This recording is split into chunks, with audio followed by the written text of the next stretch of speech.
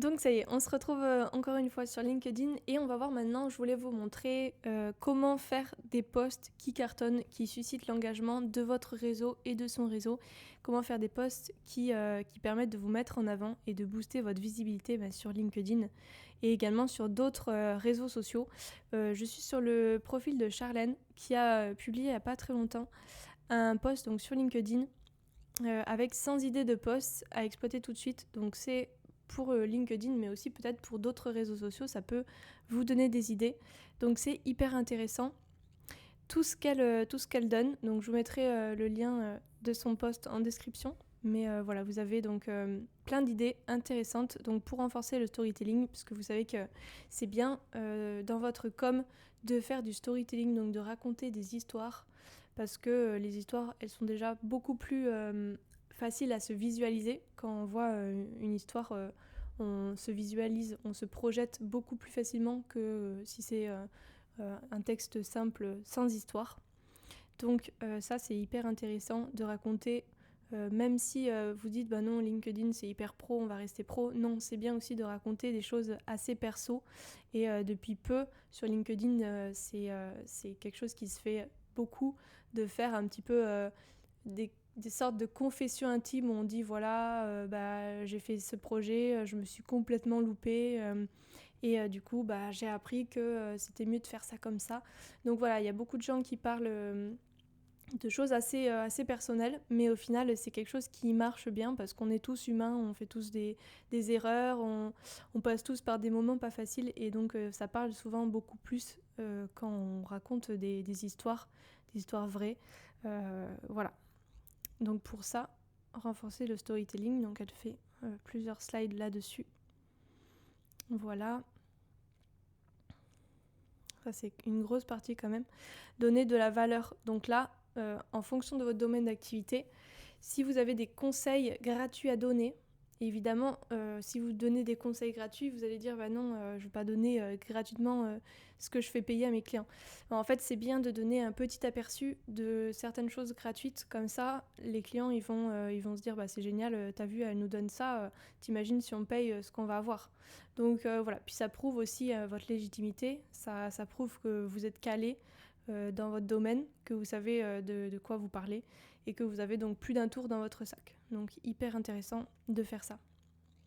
Et comme ça va aussi, les personnes qui sont curieuses et qui se disent bah tiens c'est chouette, elle nous donne des tips gratuits, ils vont s'abonner à vous et puis peut-être plus tard, qui sait, ils vont être intéressés pour acheter votre e-book, pour acheter une formation, pour acheter plein d'autres choses, pour faire appel à vos services en fonction de votre profession.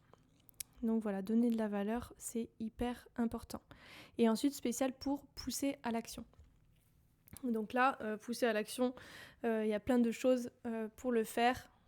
Voilà, ça peut être les témoignages, ça peut être les chiffres, ça peut être des offres spéciales, ça peut être plein de choses. Voilà. Et voilà, donc je vous mettrai le lien en dessous de la vidéo.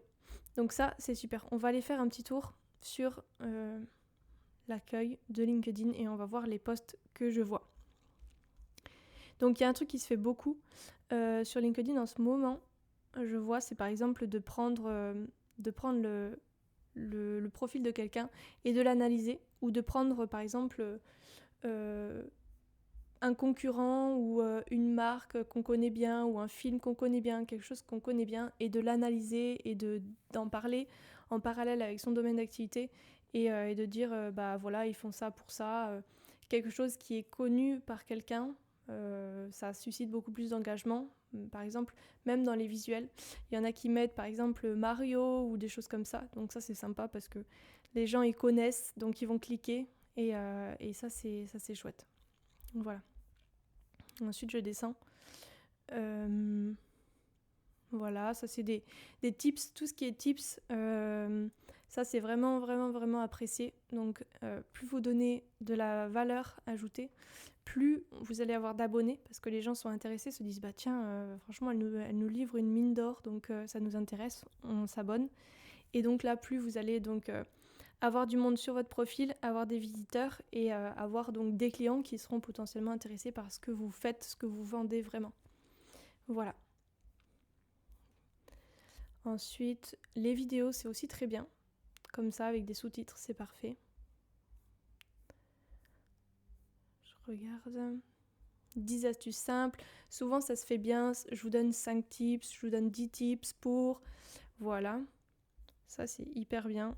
Toujours avec une photo, c'est le top. Parce que si vous ne mettez pas de photo, vous êtes vraiment dévalorisé. Et les gens cliquent beaucoup plus facilement s'ils voient une photo. Et là, par exemple, c'est quelque chose, une confession intime. C'est vraiment une photo avec la personne qui raconte sans doute un petit peu son épreuve qu'elle a vécue. Donc ça, confession intime, c'est du storytelling et ça, c'est super bien.